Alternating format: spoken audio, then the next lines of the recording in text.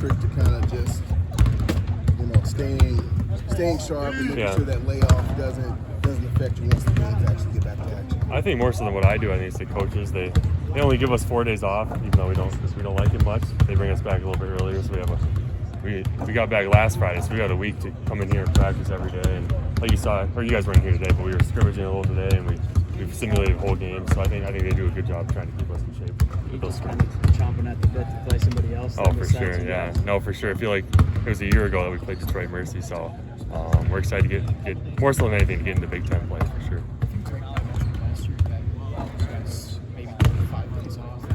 Yeah. Is that just not a thing that you guys do anymore? It's all short breaks now? Christmas we had 4 because they sent us home, but usually at most it's a day off, and then we're back in here playing, scrimmaging. And they do a good job of maybe one day it's non-contact, and the next day we're simulating the game, like I said. So I credit to the coaches for doing that. What are you seeing from Iowa? Since you get a lot of new guys, and specifically their forwards. Obviously they have Owen Freeman back. He's a great player for them, and then shooters all around them with Sanford and Dix, and like every year, they play really fast. They play hard. They switch things up on defense, so it's going to be a great game. But I think the key is just slowing them down in transition, limiting their offense for sure. Always seems like a dogfight when you guys get together.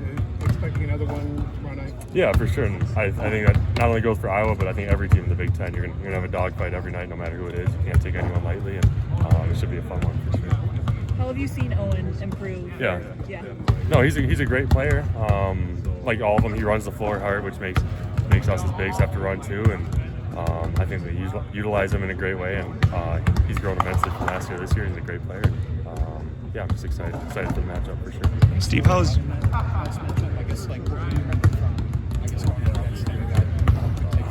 like he said, I really only remember it was a battle.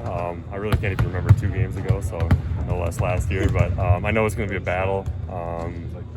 It's going to be probably a high-scoring game just because they're such a well-oiled offensive machine. So, like I said, just trying to limit that offense, limiting that thrust and transition will be some of the keys for us for sure. Steve, how have you seen Tanji kind of grow and develop with you guys now that you guys have games under your belts and kind of learn off one another? Just how have you seen him kind of adapt and improve in his short time here? I think, like you said, just learning off one another, just learning the tendencies of different guys. And I think the big thing for him, he's doing a great job of getting into the paint, playing off 2, and then finding guys.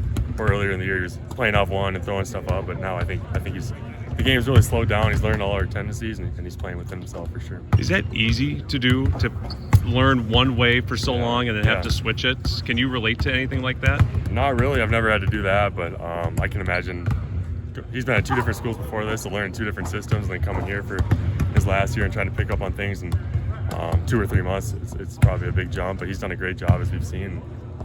I think he's going to continue it for sure. Has this year been fun? You guys kind of flown under the radar a little bit as far as, with the way the offseason went, everybody kind of seemed like, Yeah. I mean, this seems like a really I think this is you wouldn't think we're as connected as we are, but I think this is one of the most connected teams I've been on since we've been here, and that's even with the transfer portal and NIL, I think. And I always credit coaches just because they bring in the right guys, because you could bring in guys that don't fit the system, but I think we're the most connected group that I've had here in a long time, and it's been a lot of fun learning these guys and playing with them. And like I said earlier, we're just really excited to get into Big Ten play for sure. You probably experienced this in practice. John Blackwell go down low. Offensive rebound. What makes him a good offensive rebound? I think more so than anything, it's just the tenacity he goes in there with. Like Coach said, you don't have the biggest, you don't have to be the strongest. It's just the will to go in there and grab a rebound. And he's a bigger guard playing the 1, so sometimes he has that mismatch to go in there and grab one. He knows guys will get back for him, so he does a great job of that. And like you said, he does it almost every day in practice too. So. What effect does that have on teams when a smaller guy like that goes in and grabs something? On us or on the other team? On the other team, like when you're I mean, I think it just keeps their head on a swivel. They know that we're all crashing. It's not just me and Nolan or the 3-man. It could be our 1-man coming in there trying to get a rebound and giving us that energy. Nolan's had a great start. I know you've been asked about him a lot, but what do you feel like his potential is here? Through the roof. Just like I always said, the way he moves at 7 foot, I wish I could move like that. But and the way he shoots the ball, I think the combination of those 2 things, there's no ceiling for what he can do and where he can go. So, like you said, I'm excited to watch too and just see his growth through the next few years.